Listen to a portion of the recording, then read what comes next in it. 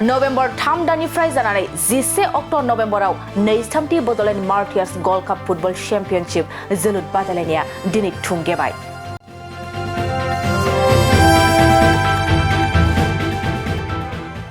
क'क्राझार जिल्ला गेलेमु गौथुमनि बानजायनायाव गुबुन गुबुन बोसोराव खुंबोनाय बादि देग्लायबो बड'लेण्ड रायजोनि थाखाय बावसोमनानै मुंख्लंजानाय जोहोलाव जोहोलावजोफोरनि मुङाव क'क्राझार सहरनि KDSनि गेलेग्रा गेवलां फोथाराव 23th Bodoland Martyrs Gold Cup football चेम्पियनशिपखौ खुंफुंनाया जोबनानै थांबाय।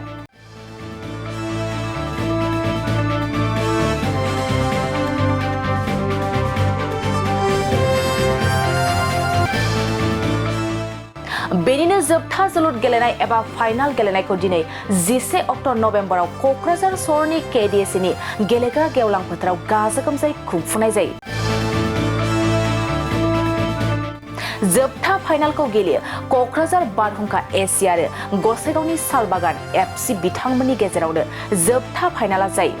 बे जोबथा फाइनालाव मोन्नैबो टीमा नारा-नाथा नाजालायनायनि गेजेरजों क'क्राझार बारहुंखा एसिया 2 गलाव जोसननानै गसाइगावनि सालबागान FCखौ फेजेननो हायो।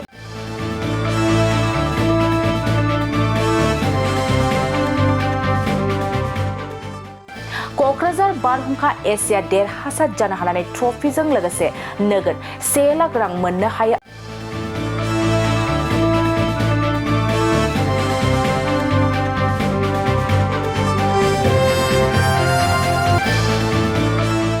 आरो गसाइगावनि सालबागान FCआ जेन्नाय बान्थाखौ मोननो हानायजों लोगोसे ट्रफिजों लोगोसे नोगोद 50,000 रां मोननो हायो।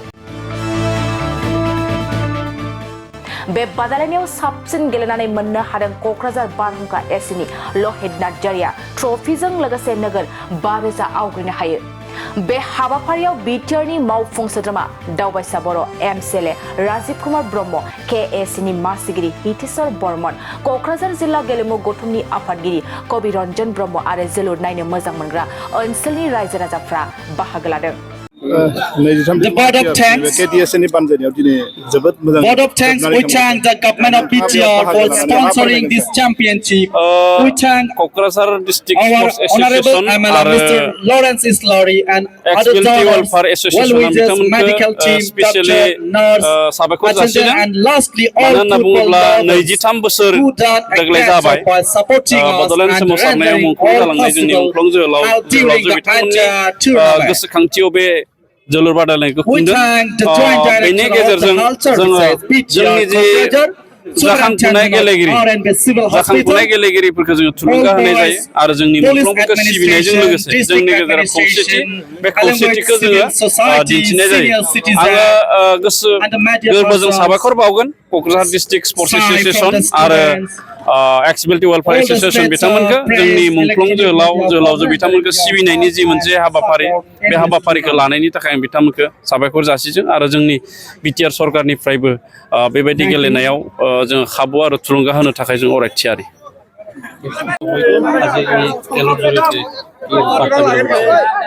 क'क्राझार डिस्ट्रिक्ट स्पर्ट्स एसोसिएशन आरो एक्सबिलिटि वेलफेयार एसोसिएशन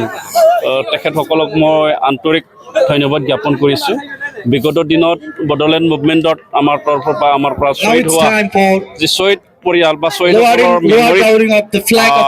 টুৰ্ণামেণ্টখন পাতিছে তেওঁলোকে এইবছৰ 23তম আছিলে আৰু আজি চূড়ান্ত খেল ইয়াত অনুষ্ঠিত হ'ল। বহুত ভাল হৈছে খেল আৰু যথেষ্টখিনি দৰ্শক ইয়াত আহি পেলাই খেল চালে আৰু উদ্যোক্তাসকলক উৎসাহ যোগালে আৰু আমি আশা ৰাখিছোঁ আমাৰ উদ্যোক্তাসকলে আমাৰ দিনত আমাৰ ক্ৰীড়া জগতত স্পেচিয়েলি স্পৰ্টছত আমি যথেষ্টখিনি আগুৱাই যাবলৈ সক্ষম হ'ম। হয়, নৱপ্ৰজন্মক আমাৰ যি উঠি অহা খেলাড়ীসকল তেখেতসকলক চুপ দিয়া হয়, লগতে উৎসাহ যোগোৱা হয় আৰু দৰ্শককো খেল দেখুওৱা হয় আৰু আমাৰ মাজত ইউনিটি সেইটো দেখুওৱা হয়। ইয়াত বিভিন্ন জাতি জনগোষ্ঠী ইয়াত খেল চাবলৈ আহে, খেল খেলিবলৈ আহে। গতিকে এনেকুৱা ধৰণৰ আয়োজন কৰাত আমাৰ যথেষ্টখিনি আমাৰ একতা বাঢ়ে আৰু আমাৰ মাজত ভাতৃত্ববোধ বাঢ়ে আৰু আমাৰ যি নৱপ্ৰজন্ম এই নৱপ্ৰজন্ম খেলৰ প্ৰতি উৎসাহটো আগবাঢ়ি আহে। समायना रमायना गेलेनायनि गेजेरजों दिनै जोबथा गेलेनाया जोबनानै थांबाय सार नोंथाङा बेयाव बाहागो लानानै मा फोरमायगोन? आं जोबोद मोजां मोनदों दिनैनि खेलाया खोब डिसिप्लिन भाबै खुनु दावराव दावसि गैया जानानै थांदों रायजो राजा नायगिरि बिथांमोना जोबोद रंजानाय आरो खुसि जादों मानो होनबा बबेबा खेलाफ्राव माने एखमबा गावजों गाव नारा नाथा जालायो खिन्थु दिनैनि बे खेलाव खुनु नारा नाथा गैया ओरैबायदि डिसिप्लिन भाबै खेला जादों बेखौ मानिनांगोन आरोखि एसे बिनि थाखायनो आङो केडिएसनि मान गोनां दैदेनगिरि बिथांमोनखौ आङो साबायखर बावबाय आरो बेलटि वेलफेयार ससाइटि मान गोनां दैदेनगिरि बिथांमोनखौ आङो साबायखर बावहरबाय मानो होनब्ला बिथांमोना जाजेननायनिफ्राय दिनै 23 बोसोर जाबाय बे स्पर्ट्सखौ खुंबोबाय थानाया दा बेनिखायनो बिथांमोनखौ गोसो गोरबोनिफ्राय साबायखर होबाय मोजां जादों बयबो मानसिफ्रा रंजादों मानो होनबा जिथु खेला मोजां जादों नंगौ खेलाव जेननाय देरहानाय थाखायो नाथाय गरनैयाव जोंहा सालबागान गसाइगावआ जेनलांबाय बारहुंखा देरहासार जाबाय नै गलाव दा मथा-मथि खेला मोजां जादों आरोखि बेखौ रावबो गाज्रि होननानै बुंनो हाया मोजां आरो बेबायदि फिसा फिसा लेभेलनिफ्रायनो जोङो जाहाथे जोंनि गेलेगिरि बिथांफ्रा स्टेट लेभेल बा नेसनेल लेभेलाव जायगा मोनहैयो बेखौ नोंथांमोना हयथ' मिथिखायो जेब्लानो जों नेसनेल इन्टारनेसनेल लेभेलाव जायनाखि गेलेगिरि बिथांमोना जायगा मोनबाय बिथांमोना गावसोरनि संसार जानाय एबा साख्रि बाख्रियाव जेबो प्रब्लेम जाया ओंखायनो आं खावलायो प्लेयार बिथांमोनखौ जाहाथे बेयाव डिस्ट्रिक्ट लेभेलावनो जोनानै जाहाथे थानो नाङा जेब्लायबो गोजौआव दावखोनायनि सिमां नुनांगौ जाहाथे स्टेट लेभेल नेसनेल लेभेलाव जायगा मोनो बेखौनो आङो बिटिआरनि गासिबो गेलेगिरि बिथांमोनखौ गुरै खावलायहरनाय जाबाय गोजोन्थों 23थि मार्टियार्स फुटबल बे दिनै जोबनानै थांबाय माबायदि जानानै थांखो सार? जोंनि जे बड'लेण्ड मार्टार्स वर्ल्ड काप फुटबल जे चेम्पियनशिप जों सामलायबाय थायो दिनैसिमाव 23 खेब जालांबाय जोबनानै थांबाय बियो दिनैनि जे बे खेला फुटबल जे फाइनाल खेला जों नुदों बा जों बयबो नुदों आसा खालामदों दिनैनि जे फुटबल गेम एकदमबारे मोनसे डिसिप्लिन मेनारजों जे जोङो गेम होनब्लानो स्पर्ट्स होनब्लानो जों मोनसे डिसिप्लिन होननानै साननानै लायो बेबादिनो थिग दिनैनि खेलायाबो जानानै थांदों होननानै जों साननानै लायो आरोखि आसा खालामो भबिष्यतआवबो जोङो बे खेलाखौ बिनिफ्राय साबसिन खालामनो थाखाय जों नाजालांबाय थागोन आरोखि गेलेनायनि कुवालिटि होनोबा आंबो सासे प्लेयार हिसाबै स्टाडि खालामो जों बिजिरना नायबाय थायो जों सावरायबाय थायोबो कुवालिटि होनोबा 11 जन प्लेयारा गेलेयो बे गेमावहाय बे चेम्पियनशिपआव 11 जननि बिथोराव हयथ' 11 जना स्किलफुल नंजोबाब्लाबो खिन्थु माखासे प्लेयार दङ बे 11 जननि बिथोरावनो गोबां स्किलफुल प्लेयार दङ आरोखि बेनिफ्राय जों आसा खालामनो हायो बिथांमोननि जे स्किलफुल गेलेनाय माखासे गथ'फोरनि बेखौ नुनानै निस्सय जोंनि जाखांबोबाय थानाय गथ'फ्रा निस्सय सोलोंगोन होननानै जों आसा दङ आरोखि दिनै बान्था हिसाबै मा बान्था हिसाबै जोङो बे जोंना मोनसे फाइनाल डिसिसनखा आरोखि देरहानाया 1 लाख रां आरो जेननाया 50,000 रां आरो जाय बेस्ट प्लेयार मोनगोन बियो 5,000 रां जों होनाय जायो बोसोरफ्रोमबो आरोखि बे कन्टिनिउ थांबाय थागोन दा बबेबा समाव जुदि बोरैबा फाइनान्सियेलि साउन्ड जायोब्ला जों बेखौ आरो जों सानफिननाय जोंहा मोनसे लामा दङ आरोखि दा औ बे खमायनानै थांनाय नङा खिन्थु बारायनोसो हागौ आरोखि देग्लायनि खेलायाव सोर टिमा मोननो देग्लायनि जे बोसोराव 8था टिमखौ जों लादोंमोन बेहाय जोङो जइन लादोंमोन बेंगलनिफ्राय जेरैहाय नेसनेल ट्रफिथ' बियो नेसनेल ट्रफि हिसाबै जों देग्लायबो रिभाइभ खालामदों फिस होनांगौ जोङो बे कमिटिनिफ्राय जोङो नेसनेल फुटबल जोंनि इण्डियान फुटबल फेडारेसननो जोङो फैसा हरनांगौ रेजिस्टार आसामनोबो हरनांगौ नेसनेलावबो हरनांगौ आरोखि जों देग्लायबो हरदों ओंखायनो जोङो दा बेंगलनि टिमखौ जों लेंहरदों बिलोगो FC होननायखौ जों लेंहरदोंमोन बे मोनसे गसाइगावनिफ्राय बे जोंनि फाइनाल गेलेनाय सालबागान FC बेनि उनाव थांनाय बोसोरनि चेम्पियन बनजार FC कसुगाव बेनि उनाव सानसोरां FC बेनि उनाव क'क्राझारनिफ्राय दिनैनि जाय चेम्पियन जादों बारहुंखा SC बेनि उनाव पेरेंगा FC अदालगुरिनिफ्राय कबिरालि FC आरो मोनसेया जाहैबाय जोबथानायाव 8था टिम PSA FC मणिपुर बे 8था टिमखौ जों एबारावहाय जों जइन खालामदोंमोन आरोखि आसा खालामनो जोङो इयुनावबो जोङो मोननै थांखि जोंना मोनसेया जाहैबाय जोंनि बड'लेण्ड सोमावसारनायाव जाय बिथांमोना गावनि आगोमा जिउखौ गारनानै थांदोंमोन बिथांमोनखौ जोङो अमर हिसाबै जाहाथे बिथांमोना थैनानै थांदोंब्लाबो बिथांमोननि सोलेरा गैयाबाबो जाहाथे बिथांमोननि जिउमाया जाहाथे गोथाङै थाबाय थायो बे जाबाय जोंनि मोनसे उद्देश्य खेला होनायनि गेजेरजों बिथांमोननि मुंखौ जों रायखांबाय थागोन बे मोनसे उद्देश्य मोनसेया जाहैबाय जोङो फुटबल गेलेहोनानै जोंनि गथ'फोरखौहाय माबोरैबा जोङो जायगानि मान सन्मान व्यक्तित्व जाय गेलेयो बिथांमोना गेलेनायनि बे गेमखौ गेलेनायनि गेजेरजों गावबागाव लाइफखौ दानो हायो बेनो जाबाय जोंनि मेन उद्देश्य आरोखि सरखारनिफ्राय जोङो आगोलाव जेरोखोम मोनबाय थादों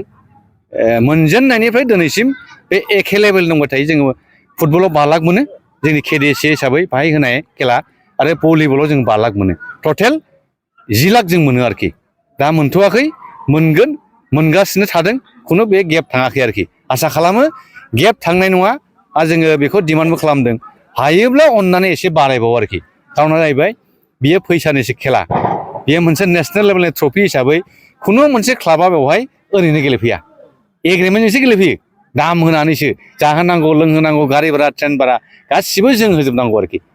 दा जेसेबां गोजाननिखौ लेंहरगोन एसेबां राङाव बारा थाङो ओंखायनो अननानै आङो जोंनि सरकारखौ खावलायगोन बिथांमोना अननानै जाहाथे एसे बारायबावो आरोखि जोंनि जे मोननांगौ रां मोनखायोखा रां बेनिफ्राय एसे बारायबावोब्ला जों बिनिफ्राय साबसिन सामलायनो थाखाय जोङो नाजाबावगोन होननानै जों आसा खालामो आरोखि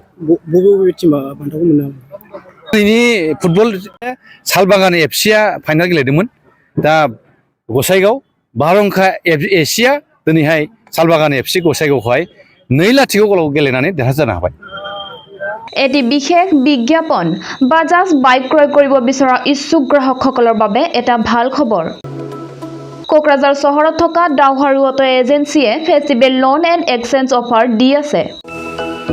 গ্ৰাহকসকলে আগতীয়াকৈ কম পৰিমাণৰ টকা দি নিজৰ পছন্দৰ দুচকীয়া বাহন ক্ৰয় কৰিব পাৰিব বাজাজ কোম্পানীৰ সকলো ধৰণৰ মডেল পোৱা যাব Pulsar city Platina avenger Dominar আৰু নতুনকৈ লঞ্চ হোৱা বাজাজ মডেলৰ পালসাৰ N150 খনো পোৱা যাব ডাউহাৰু অটো এজেন্সিয়ে গ্ৰাহকসকলৰ বাবে আৰসি ইন্স্যুৰেন্স আদিকে সাঙুৰি 9,999 নিম্নতম পৰিমাণৰ টকা দি দুচকীয়া বাহন ল'ব পাৰিব কোকৰাঝাৰ চহৰত থকা ডাউহাৰু অটো এজেন্সিৰ লগত শোৰুম কাৰিগাঁও ফেষ্টিভ আউটলেট আৰু দতমা ফেষ্টিভ আউটলেট আৰু ভটগাঁও ফেষ্টিভ আউটলেট ব্ৰাঞ্চ শ্বৰুমত আহি আপোনাৰ পছন্দৰ বাজাজ বাইক ল'ব পাৰিব ডাউহাৰু অটো এজেন্সি শ্বৰুমে ভাল অফাৰ গ্ৰাহকসকলৰ বাবে আনিছে তাৰে ভিতৰত 5 লিটাৰ পেট্ৰল ফ্ৰী দুটা হেলমেট ফ্ৰী এচিয়ৰ্ড গিফ্ট প্ৰদান কৰা হ'ব আৰু এক্সচেঞ্জ সুবিধাও এভেইলেবল আছে অধিক জানিবৰ বাবে 6000399187 আৰু 8822018193 ত যোগাযোগ কৰক